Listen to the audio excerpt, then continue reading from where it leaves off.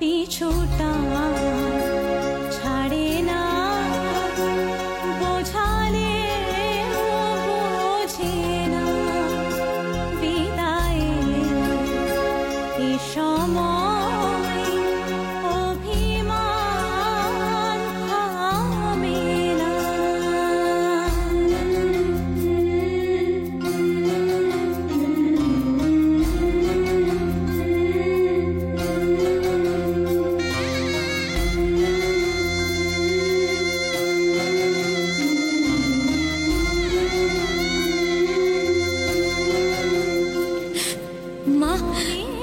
আমি তোমার সব ঋণ শোধ করলাম মা।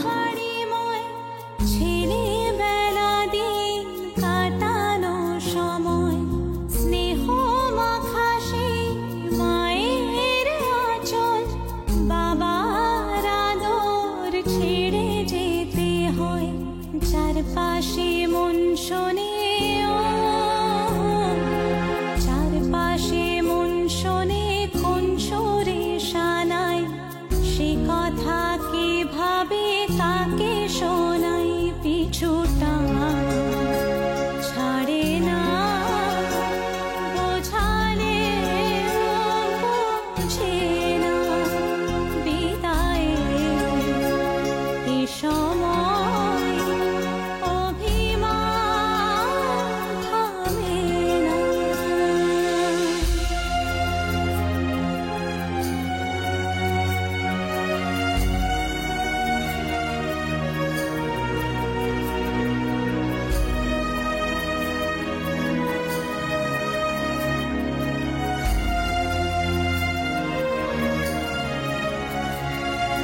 ঝলমলে লালচেলি একবারে আলো, যেতে যেতে মন ফিরে তাকালো, নববধূ সাজ মালা বদলার, শুভ দৃষ্টির মধুর লগন, শাখা সিঁদুরের নতুন জীবন, জানি চিরদিন সে বড় আপন, আজ থেকে সে পথে, আজ থেকে সে পথে যেতে হবে যে, দুপায়ে কত না চেনা রঙে, পিছুটা ছাড়ে না, বোঝালে বোঝে না, বিদায় এ সময় অভিমান থামে না।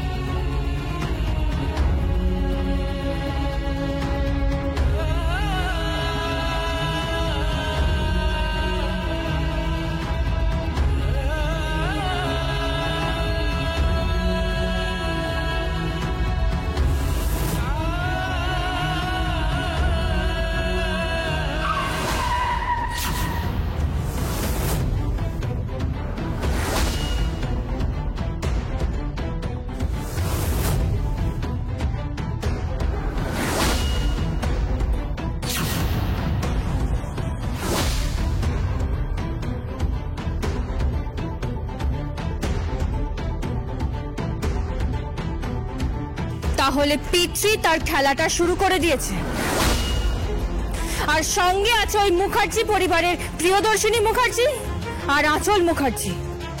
আমাকে মেরে খেলাটা জিততে চাইছে, তাই তো?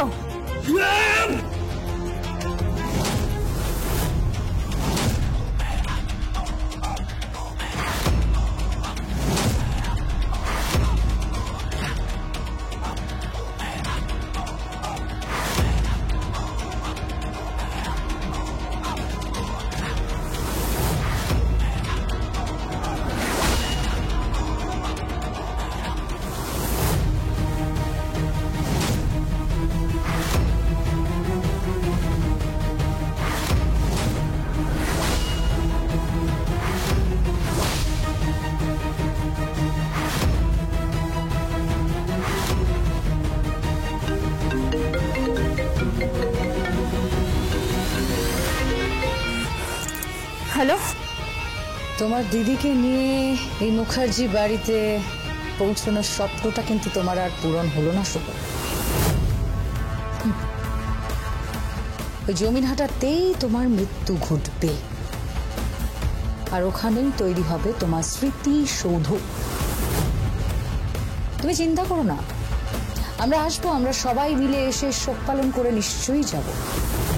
জমিনহাটার একটা সামান্য মজুরের মেয়ে, সে কিনা এই বাড়িতে মানে আমাদের মুখার্জি বাড়িতে এসে ড্রয়িং রুম, বেডরুম, কিচেন, ঠাকুরঘর সব জায়গায় ঘুরে বেড়াবে, রাজত্ব করবে, ছড়ি ঘোরাবে। তা কি করে হয়, তাই না ডার্লিং শোলক মুখার্জি? তা তো হতে পারবে না। যাকে তোমার আত্মার আমি শান্তি কামনা করি শোলক। আর রইল তোমার দিদি শাড়ি, ওকে আমরা বুঝে নেব। ও কোনোভাবেই এই মুখার্জি বাড়ির চৌকাঠ এ জীবনে টপকাতে পারবে না। গলাটা শুকিয়ে গেছে আঁচল মুখার্জি, একটু জল খেয়ে নিন। এই শোলককে আটকানোর ক্ষমতা আপনার এই 2-3টে চামচার দ্বারা হবে না। আপনি আগেও চেষ্টা করেছেন, এখনো চেষ্টা করছেন, আর শোক তো আপনার পালন করা হবে, কারণ আমি আসছি সেই শোক পালন করতে।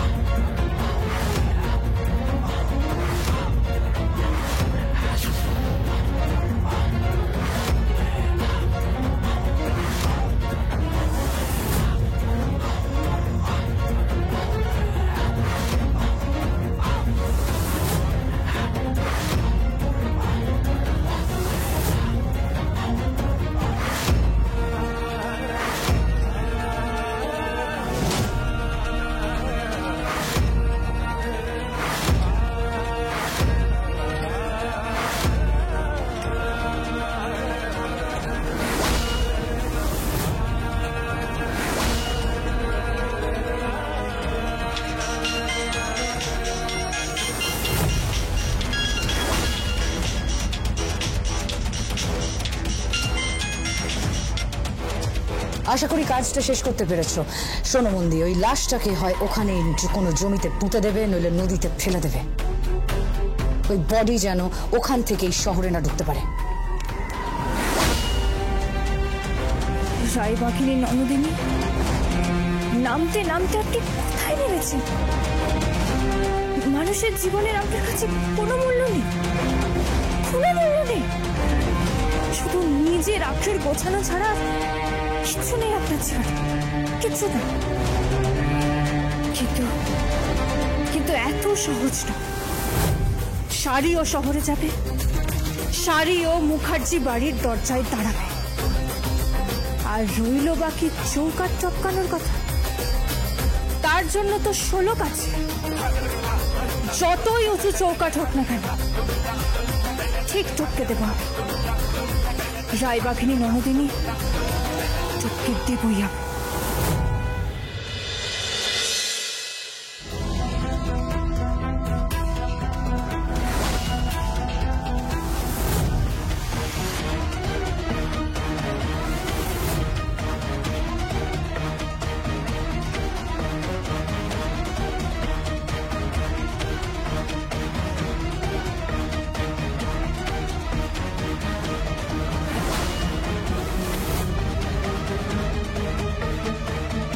এই বাড়িতে যদি তোমাকে ঢুকতে হয় সঞ্জয়, তাহলে এই মেয়ের হাত ছেড়ে ঢুকতে হবে, ছেড়ে ঢুকতে হবে, ছেড়ে ঢুকতে হবে। যদি তোমাকে এই বাড়িতে ঢুকতে হয় তাহলে ওর সিঁথির সিঁদুর মুছে দিয়ে ঢুকতে হবে। যদি তোমাকে এই বাড়িতে ঢুকতে হয় তাহলে ওর হাতের শাঁখা পলা খুলিয়ে দিয়ে ঢুকতে হবে।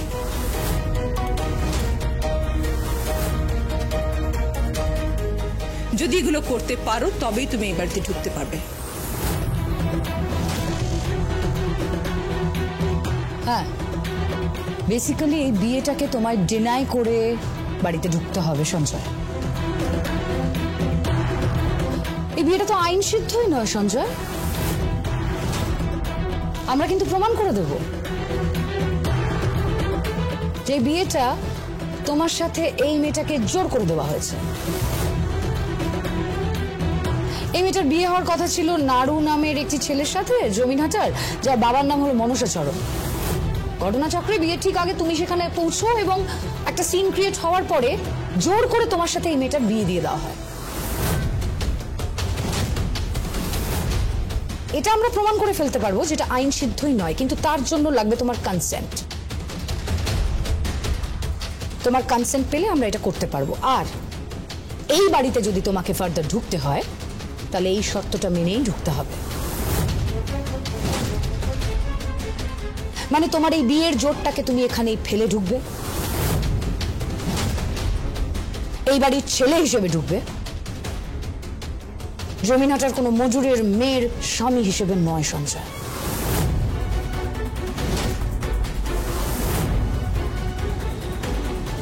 বিয়েটা তো হয়ে গেছে মম, আর তো কিছু করার নেই। বিয়েটা তো হয়ে গেছে, আর ওকে তো আমি বাইরে ফেলে আসতে পারি না। আর আমার বিয়েটা সম্পূর্ণ আইন সিদ্ধভাবে আমার কনসেন্ট নিয়েই হয়েছে। মুখে মুখে তর্ক করো না সঞ্জয়। তুমি যদি ওই মেয়েটাকে ছেড়ে আসতে না পারো তাহলে বাড়িতে ঢুকো না, বেরিয়ে যাও। সব সময় চোখ রাঙিয়ে কথা বলো না মা। তোমার ছেলেরা বড় হয়েছে, তাদের নিজস্ব মতামত আছে। তুমি সব সময় ওইভাবে ব্যবহার করো না। সব সময় তোমার ইচ্ছা অনিচ্ছা অন্যের উপর চাপিয়ে দিও না, এটা অন্যায়। এই সার্থক, তুমি মমের কথাকে অন্যায় বলছো? মম কোনটা ন্যায় করছে কোনটা অন্যায় করছে তুমি বলার কে? কি ক্ষমতা আছে তোমার? তুমি কে? এক্ষুনি যদি এই বাড়ি থেকে তোমাকে বার করে দেওয়া হয়, 2 পয়সা রোজগার করে তুমি তোমার বউটাকে খাওয়াতে পারবে না।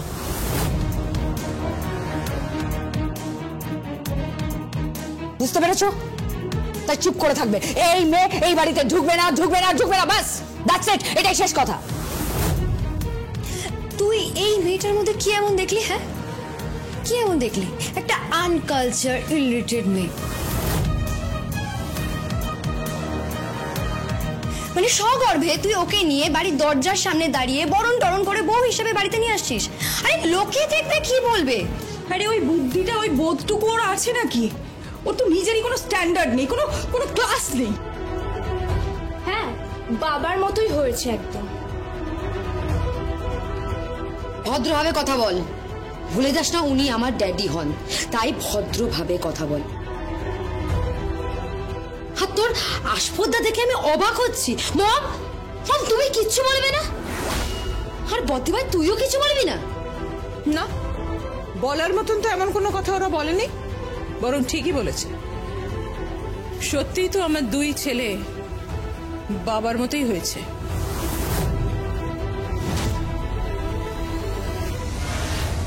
ভাগ্যিস বাবার মতো হয়েছে, তাই এখনো মনুষ্যত্বটা আছে, অমানুষ তো হয়ে যায়নি। আদিত্য,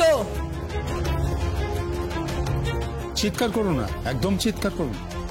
চিৎকার করে হয় কে নয় আর নয় কে হয় প্রমাণ করা যায় না। একদম চিৎকার করব যাকে আয়, তোর ভেতর আয়। বাইরে দাঁড়িয়ে আছিস কেন? বাড়ির বউ বাড়ির ছেলে বাইরে দাঁড়িয়ে কেন? চল চল চল ভেতরে চল চল। দাঁড়াও,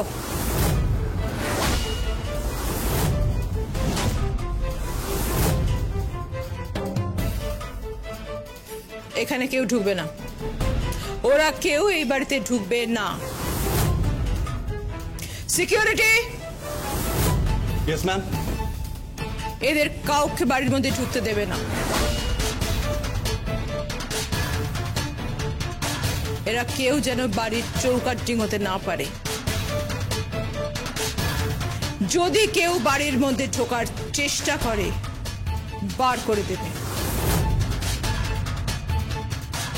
ঘাড় ধাক্কা দিয়ে।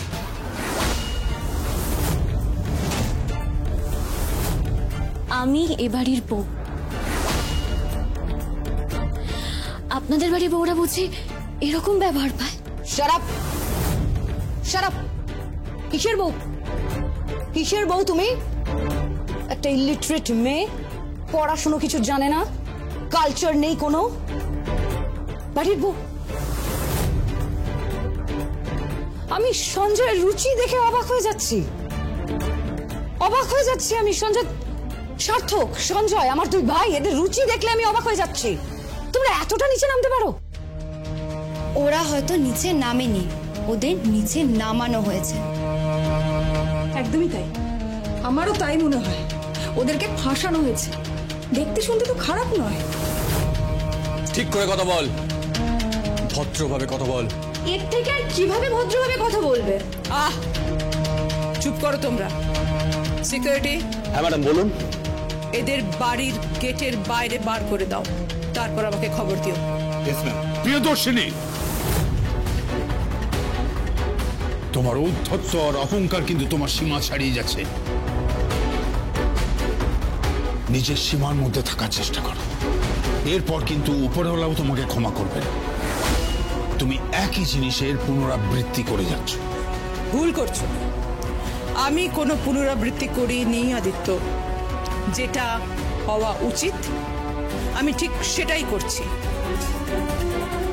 এরা এই বাড়ির বউ হওয়ার যোগ্য নয়। এদের কি পরিচয় জানো আদিত্য? এরা আমাদের লেবার, জাস্ট লেবার। সারাদিন পরিশ্রমের পর এরা হাত পেতে আমাদের কাছ থেকে পয়সা নেয়, মজুরি নেয়। আর যারা হাত পেতে আমাদের কাছ থেকে পয়সা নেয় তারা এই বাড়ির বউ হওয়ার যোগ্য অন্তত নয়।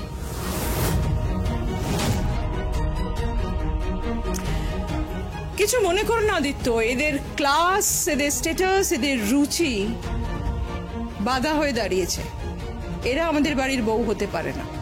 অবশ্য আই এম সরি, তুমি ক্লাস ব্যাপারটা খুব একটা বুঝবে না, কারণ তুমি তো নিজেই ক্লাসলেস।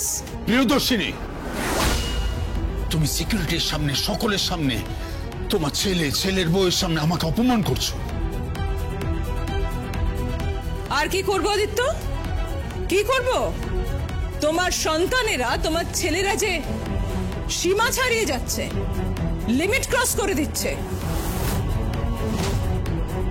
এত কথা বলেই তো লাভ নেই মম। সিকিউরিটি, এদের দুটোকে ঘাড় ধাক্কা দিয়ে বার করে দাও। Yes ma'am. না, দাঁড়াও। কেউ ওকে টাচ করে দেখুক আমার সামনে, দেখো কি হয়। একদম যেখানে দাঁড়িয়ে আছো সেখানেই থাকো। যদি কারুর গায়ে হাত পড়েছে তাহলে খুব খারাপ হবে বলে দিলাম। সরি স্যার, কিছু করার নেই। চলুন চলুন।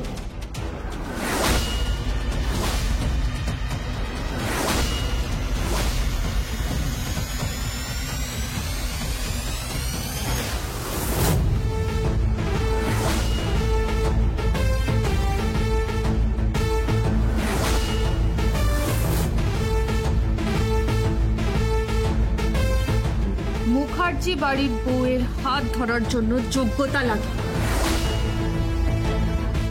আর আমার মনে হয় সেটা আপনার নেই।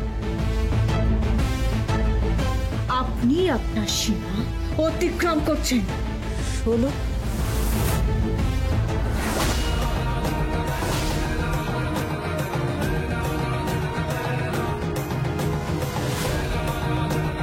বলেছিলাম না ওই 2-3টে গুন্ডাকে দিয়ে ষোলককে আটকানো যাবে না। আমি চাইলে এক্ষুনি আপনাকে তুলে আছাড় মারতে পারি, এমন মার মারতে পারি আপনার বদনের নকশা বিগড়ে দিতে পারি।